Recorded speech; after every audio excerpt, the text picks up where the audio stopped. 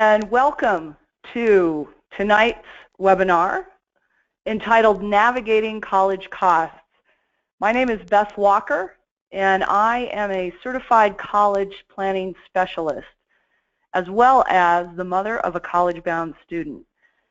And tonight, I look forward to sharing with you all the things that I've learned over the past 12 years about how we as parents can do a better job of navigating the cost of college. So as we begin, I will let you know that you're all muted so that we don't have any distracting background noise. So if you have any questions, feel free to put a question in the chat box and I'll address those as they kind of come up. But tonight my goal is to assist you in figuring out how you're going to create the best outcome for your household. Let's start with the fact that since the day that we began working, we've been on the road to retirement. And a lot of times parents are thrown off by starting a conversation about college with the topic of retirement. But the fact of the matter is, there are some very critical questions you need to ask yourself on the road of retirement. The first being, what rate of return do I need for my saving and investment dollars to make in order for me to support my lifestyle and have my money last as long as I do? Second question is, how much money each month or each year do I need to be putting aside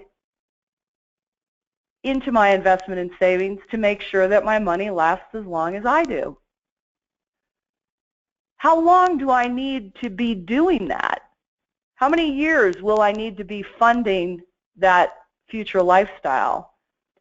And if I don't do anything differently, how much downsizing am I going to have to do in retirement? And I like to pose those questions right up front because the fact is, the next question is, how does paying for college impact your answers to the previous questions? Too often as parents, we get distracted by the challenge of funding college on the road to retirement. We get laser focused on what's it going to take to get the kids through school, and I'll deal with retirement later. But the fact of the matter is, they can get loans and scholarships for school. We're not going to get loans and scholarships for retirement. And so we have to understand that college is a toll booth on the road to retirement. So as we're making our way to our eventual destination, there are some things that we have to do along the way.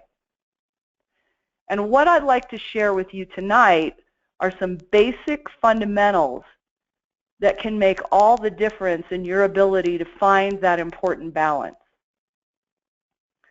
First thing is the right questions to be asking. Can my student get in from an admissions perspective to the schools that we're considering? Will we get any assistance from the financial aid system, from an athletic scholarship perspective, from a merit-based aid perspective? And if we can get in, and if we can get some help, will we be able to manage the gap? Will we be able to afford to send our student to that school? And for those of you that have more than one child to put through school, can I do it for all kids all years? Do I have a cash flow plan that's sustainable? Do I have a school budget that I understand, and do I know where that money is going to come from? We believe that you're better off finding out ahead of time where you can afford to go. You know, it starts with how likely is your student from a GPA and a test score perspective, how likely are they going to be admitted? And If we know what the advertised sticker price at the school is, do we know what our expected family contribution is? Do we know our EFC?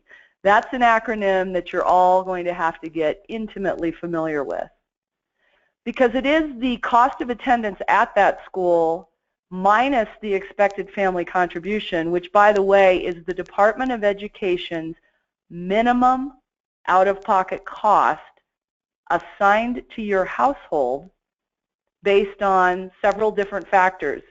Very income-driven, but these are things you need to know ahead of time, because it is the cost of attendance minus the expected family contribution that allows you to understand what type of financial aid you can expect from most schools and what your eventual out-of-pocket cost is going to be.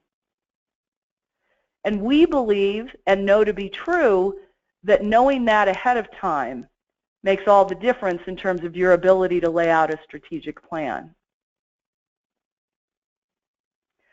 So the 4 components of every family's college funding solution are college preparation, financial aid, tax scholarships, and then paying for college.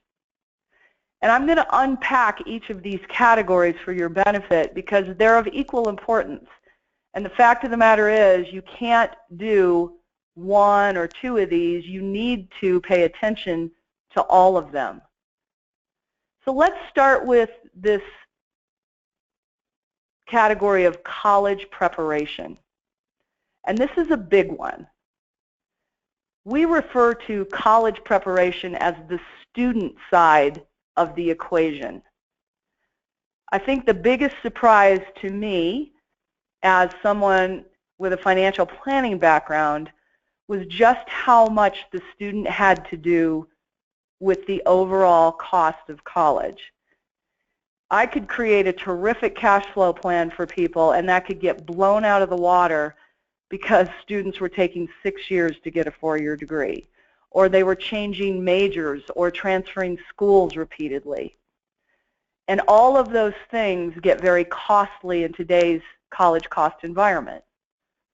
So if I had a magic wand and could say these are the things that we need to do in terms of college preparation that allow the student to get squared away on those things that are going to impact the parent's bottom line, this is what it would look like.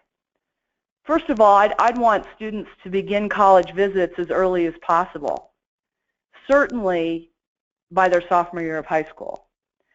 Because having kids visualize themselves on a college campus and be able to see themselves in higher education and understand the look and the feel and the fit that resonates with them is important.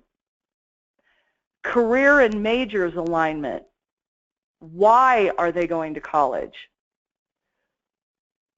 How are they hardwired? What are they likely to do from a career perspective? Which majors support those careers?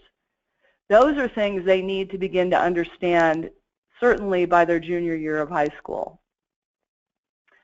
Test prep. A lot of changes going on in that area. Clearly this year with the SAT changing their format, becoming much more like the ACT. It's a small investment that parents can make to get a pretty good return. Because if you spend $800 or $1,000 on test prep and end up getting $5,000 or $8,000 worth of merit-based aid from the school itself over 4 years, that's a pretty good return on investment. Now, as a financial person, I always look at test prep like I look at athletics.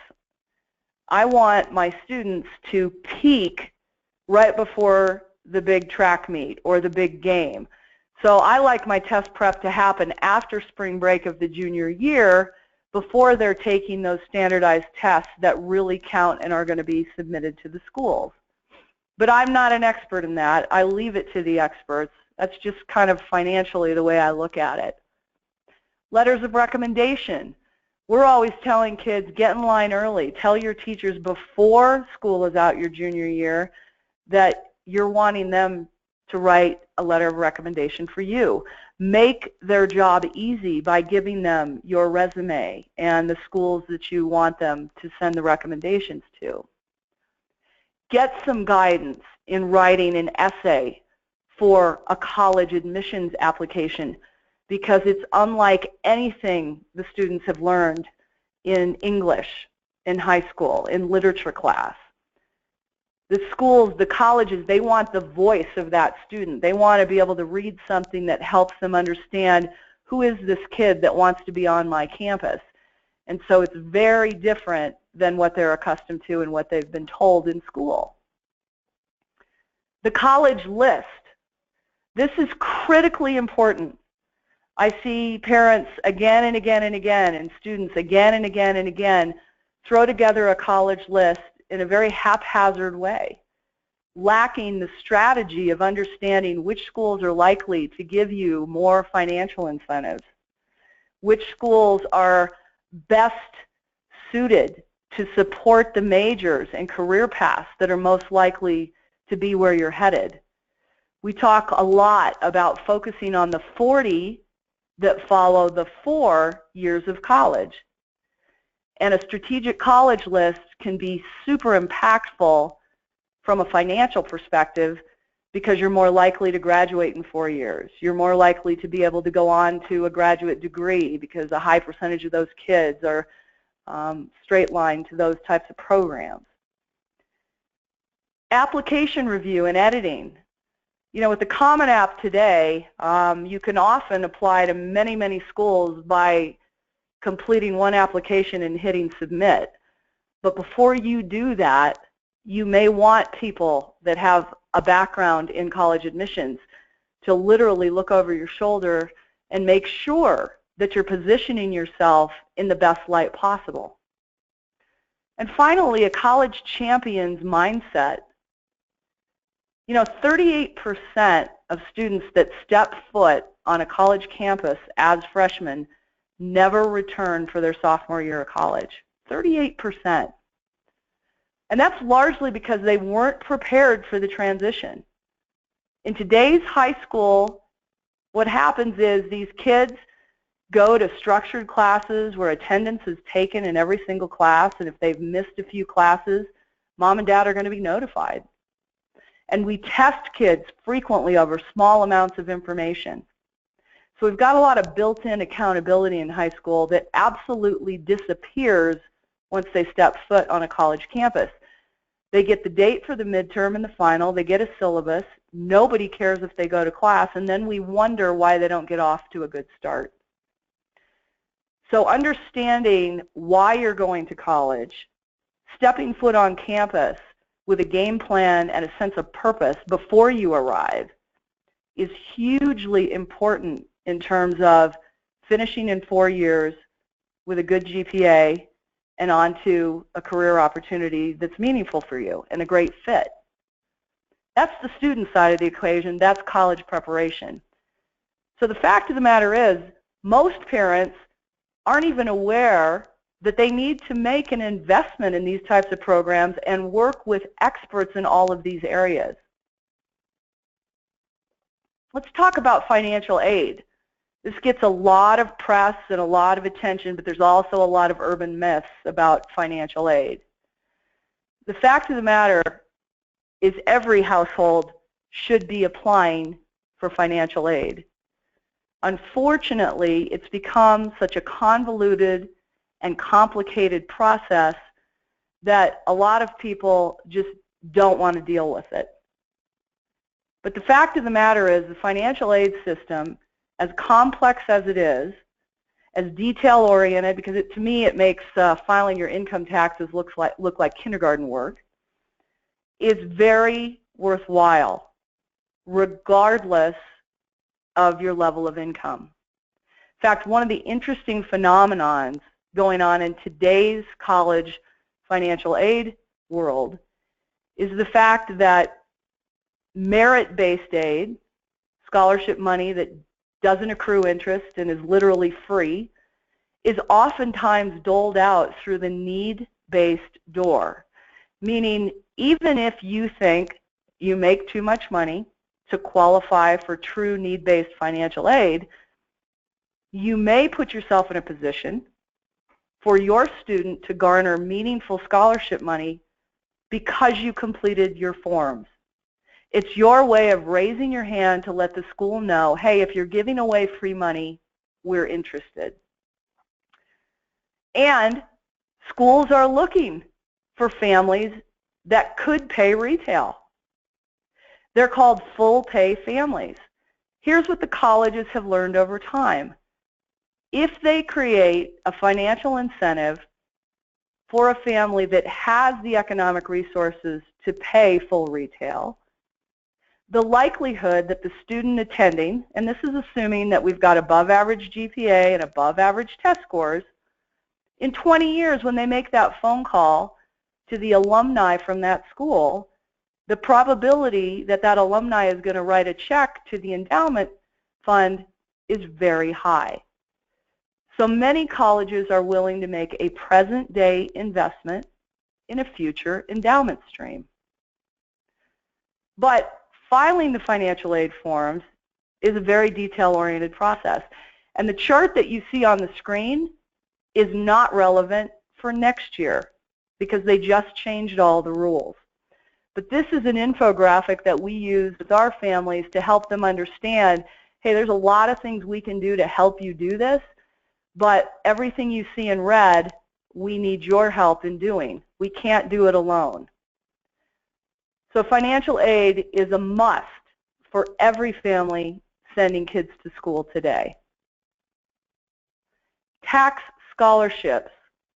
This is a phrase that we've coined that basically says, through strategic income tax planning, you can redirect money that was leaving your bank account in the form of a check to the IRS and now send it to the school of choice.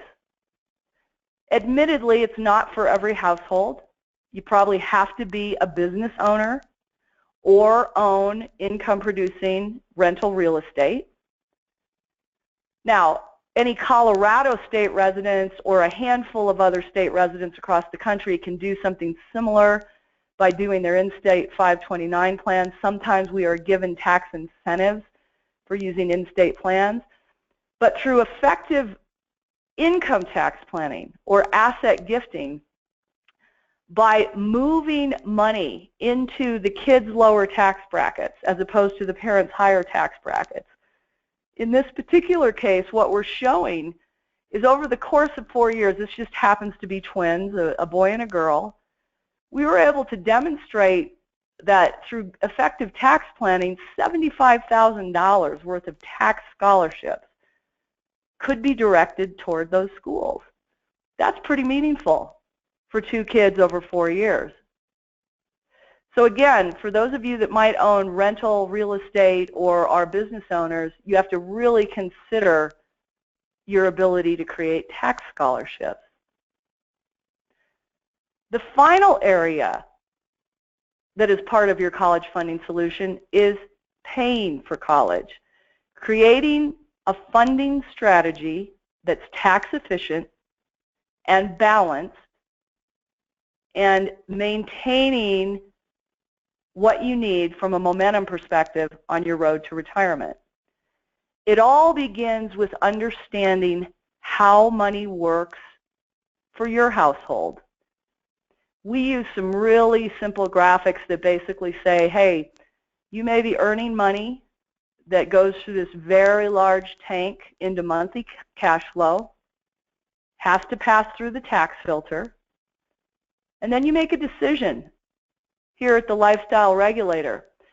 With energy and effort, you forego some money going into your current lifestyle, which is consumed and gone forever, and you make a choice to move that up into future lifestyle, putting that in either your savings or your investment tank.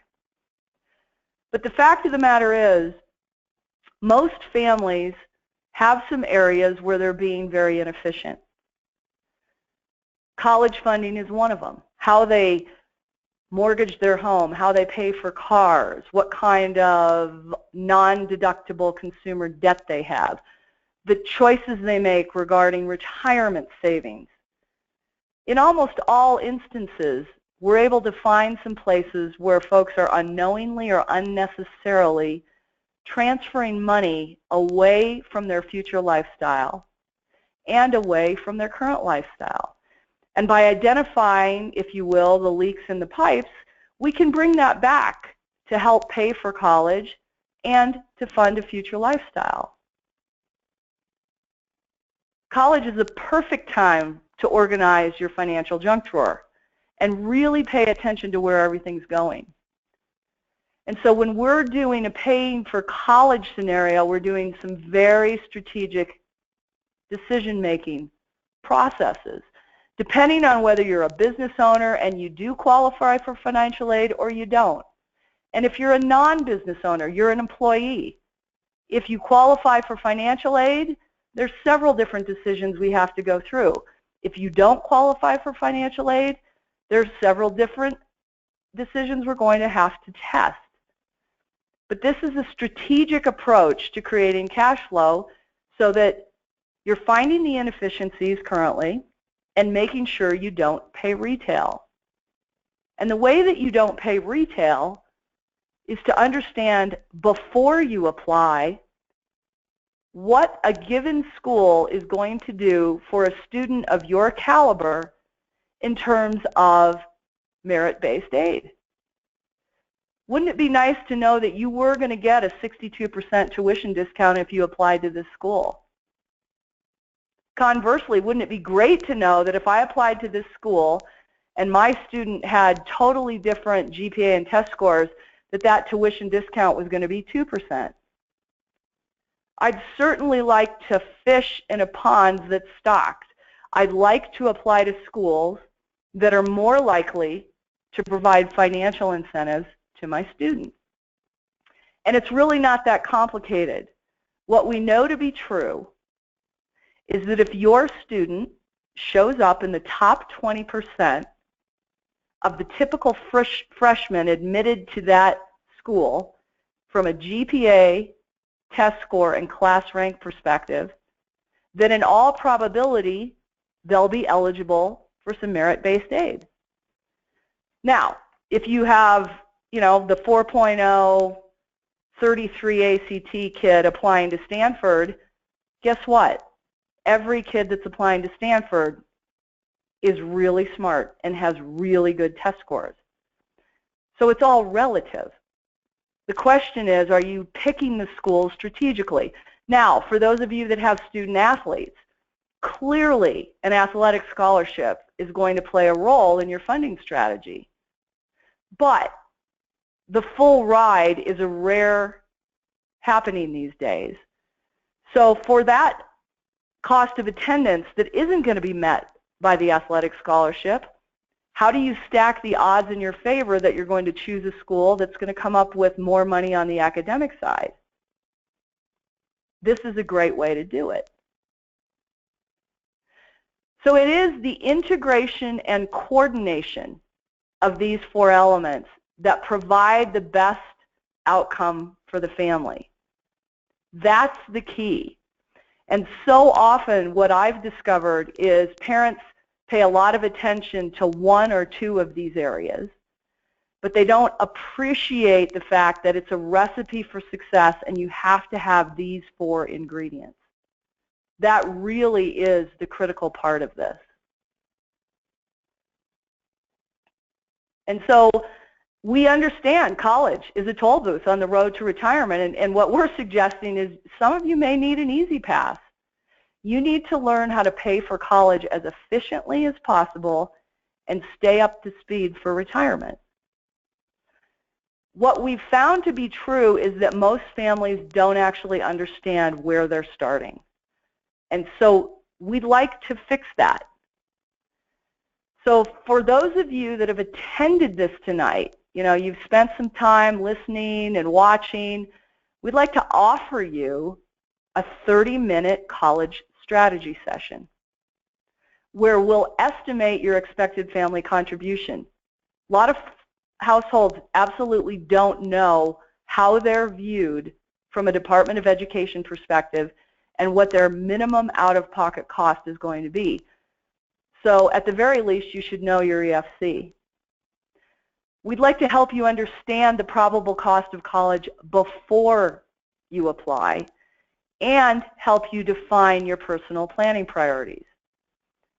It's real simple. You would email a request to us at info@collegefundingcoaches.com, and we would send you a link so you could register. And we'll also send you this checklist. These are the things that we would want you to have ready for that college strategy session, because we have software that allows us to model your household just as the Department of Education does. So look, if you've got kids that haven't taken standardized test scores yet, we'll use a guesstimate. You do need to know their cumulative unweighted GPA, the size of their high school class, which is basically the number of students in your student's grade level, and their class rank. And some schools don't do it, but the Department of Education still uses it in their calculations. So if we don't have real numbers, we'll use proxies. You're going to want to have your most recent tax return, and I know that's 2014, and that's fine, handy, because we're going to need some information. We want to know the value of all your non-retirement accounts, bank accounts, mutual funds, 529 plans, any real estate that is not a primary residence, amount of money that you have contributed to 401k plans. And the reason that's important is because the financial aid calculation pulls any current year contributions back into income in their formula. Home equity, hey, if you were going to sell the house tomorrow versus what you owe, any money that you've earmarked each month for college, and then 5 or 7 schools that you'd be interested in modeling, because I want to create a report for each of you that looks just like this. It's actually quite a lengthy report that goes into great detail, but you would absolutely know, hey, what is my student likely to be admitted to this school? What's the advertised sticker price for the university on my list? How does the Department of Education view me, and what is my minimum out-of-pocket cost? How much aid could I expect to get? And what is my ultimate out-of-pocket cost from an estimating perspective? That kind of concludes the formal part of tonight's presentation, and hopefully what you've taken away is that this is really an integrated and a strategic planning process.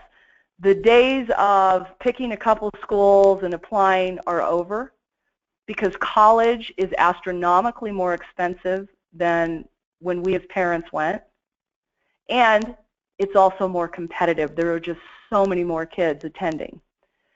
So we have to be smarter about how we approach this. The last thought I'm going to leave you with, college is such an emotional decision for us as parents. We fail to treat it like the 6-figure investment that it really is. I mean, when is the last time you went to a car lot and said to the car salesman, show me anything on the lot, prices of no consequence? Or when's the last time you went to buy a home and told the realtor or went online and said, doesn't matter what it costs, let me look at whatever's out there? No. When we make large consumer purchases like that, we have brackets. We think about, you know, the ceiling and the floor, what we're prepared to spend. But when it comes to college, we're not approaching it that way. So if you remember nothing else about what we've discussed tonight, please understand this is one of the largest consumer purchases you're ever going to make.